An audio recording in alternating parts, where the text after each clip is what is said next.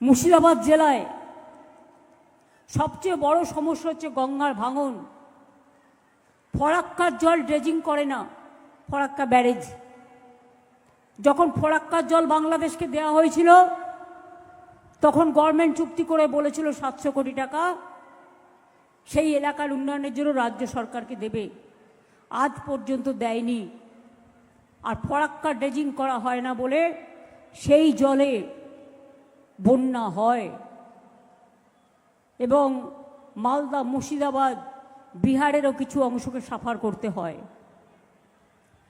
ভাগীরথীর প্লাবনে ভাঙনে অনেক মানুষকে ক্ষতি স্বীকার করতে হয়। আগে গঙ্গা অ্যাকশন প্ল্যান কেন্দ্রীয় সরকারের অধীনে ছিলেন, তারা সব বাতিল করে দিয়েছেন। একটা কাজও বিজেপি করে না। তবুও আমরা আমাদের সামর্থ্য মতো যতটা পেরেছি গঙ্গা ভাঙন, বিশেষ করে সুতি ব্লকে, আমাদের ভগবানপুর ব্লকে, লালগোলা ব্লকে এবং যেখানে যেখানে আছে আমরা অন্তত কিছুটা চেষ্টা করেছি করবার জন্য। আগামী দিন অন্যভাবে পরিকল্পনা করতে হবে, কারণ গঙ্গা স্রোতকে রোখা তো যায় না আর নদীর ভাঙনকেও রোখা যায় না। তাই কিভাবে সে ব্যাপারে করতে হবে সেটা আমাকে সুযোগ দিন, আমি প্ল্যান করে আপনাদের বলবো। আমরা ভেবেছিলাম কেন্দ্রীয় সরকার করবে, কিন্তু সেটা করেনি।